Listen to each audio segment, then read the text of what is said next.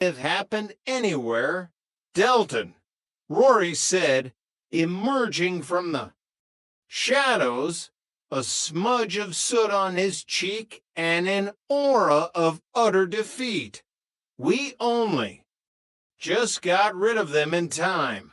We was well lucky. No, it's not luck, Rory. It's Mum. Mum, yeah, she's up there somewhere, watching over us. Oh, yeah, it's the old April going, is it? It's the old April. Going, Delton said, looking up at the sky, a strange mix of reverence and confusion on his face as the distant, rapidly approaching shouts of police. Sirens filled the air, promising a night of very serious, very public embarrassment. Chapter 4: The Golden Chains and the Gentleman Con. A few weeks later, life in Phoenix Rise Towers had settled back into its usual chaotic rhythm. The VCR was still broken, its blinking lights now silent and accusatory. The van was still a charred wreck, now impounded by the police, along with a surprisingly large quantity of melted plastic dolls and Arthur's best naval uniform, and the memory of the exploding dolls lingered like a bad curry, occasionally surfacing in nightmares.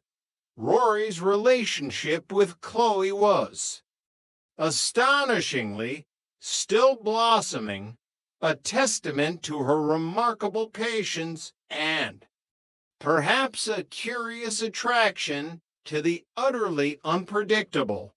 Delton, ever the entrepreneur, was already eyeing his next big score, his previous failures mere stepping stones on his path to imagined riches, each disaster merely a plot twist in his grand, unpublished autobiography. One evening at the Golden Pint, the usual haunt for the motley crew of Brick Lane, Rory watched his brother schmooze with a new face at the bar. Well-dressed, distinguished-looking man with a neatly trimmed beard, a captivating bow tie, and an air of effortless, almost theatrical sophistication.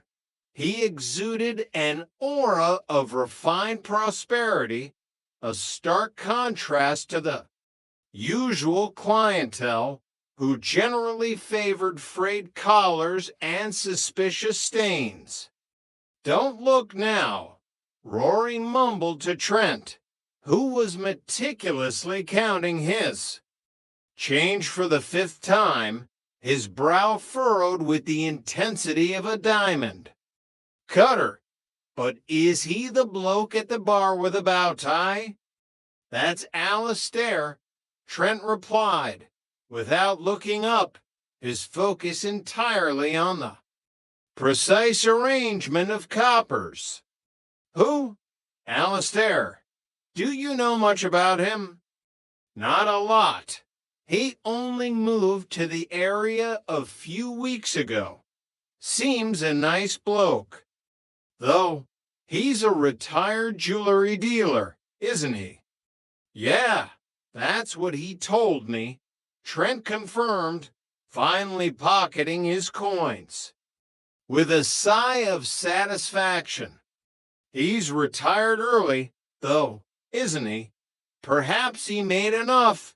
Delton. Why? You. Winding something up then? Rory asked, his antennae for trouble twitching. A familiar knot of dread beginning to form in his stomach. He had learned that Delton's lining something up usually involved him being unwittingly involved in something highly illegal. Well, it's just that I've been, having a few drinks and chats with him over the last couple of weeks, and he let slip that even though he's retired, he still likes to do a bit of private business, cash and confidentiality, just enough to keep the old tax man at bay. So I thought I might give him a shove, see what I can pick up. Delton winked, his usual subtle approach, which was about as subtle as a foghorn in a library. Trent snorted, a sound like a deflating balloon. I heard your firm was broke. You know me, Trent. I'm a businessman. I've always got a little bit tucked away. For emergency. Anyway, who told you that we was broke? Daniel. You don't take any notes of him. He's only my financial advisor. What does he? No. Look at these cards. Trent, I'm never gonna get anywhere at this rate. Try. Easy Delton, ever the gambler, was showing Trent a deck of suspiciously worn playing cards, clearly illustrating a particularly complex three-card Monte. Move! Trent, you can't do that. Rory protested as Trent apparently won the hand, scooping up a few quid with a rare smile. Yeah, pay me, Trent said calmly, pocketing his winnings with an air of quiet triumph. Oh, there you go. How's it going? Oh, hello, Alistair.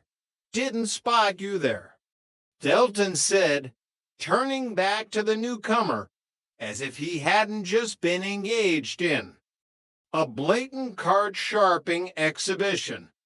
Alistair smiled smoothly, his eyes twinkling with an almost theatrical charm. I've only been about 5 minutes. Where's that time spent with that doorman? He gestured towards Mick, who was currently moonlighting as the bouncer for a members-only club in the pub's back room, looking particularly menacing in a too small tuxedo jacket. Mick, yeah, what's up with him then? Oh, nothing. It's just, a lot of members usually drop in a few quid to get in, and tonight the price has suddenly gone up 30%. Alistair's tone was one of mild amusement, a man observing the foibles of the less fortunate. Still plenty of money, isn't it? Yeah. Anyway, listen, if you get yourself a membership form, I'll second you if I like. You really? Yeah. It's very nice of you, Delton. I'd stay on that if I were you. But pay 19 shillings. You. No. No, that's not my style, Alistair. Not my style. He who dares wins. Fancy ya. Drink it. Delton clapped Alistair on the back with gusto, nearly dislodging his bow tie. Evening, Mr. Thorne. How's business? Mick greeted Delton with a weary sigh, his bouncer persona barely concealing his usual landlord's exasperation. Well, I've just gone into voluntary liquidation. Again. Oh, congratulations. Sir, thank you. Mick, good luck tonight, Mr. Thorne. Mick, in his bouncer persona